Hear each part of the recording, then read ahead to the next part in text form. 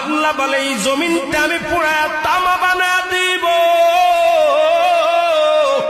এই জমিনের মধ্যে যত পানি আছে পানিগুলো আমি আল্লাহ পুরায়া ছাই বানায়া দিব। যেদিন কিচ্ছু বলতে কিচ্ছু থাকবে না, সেদিন থাকবে শুধু আমার আল্লাহ। আজকে কার জন্য সুদ খাও, কার জন্য ঘুষ খাও, কার জন্য ব্যভিচার করো, কার জন্য অন্যায় করো রে মন, কার জন্য তোমরা এত বাদই করো। আরে আজকে একটা কথা বলতে গেলে কষ্ট হয়। এই জমিনটা আল্লাহ পুরায়া তামা বানায়া দিবে।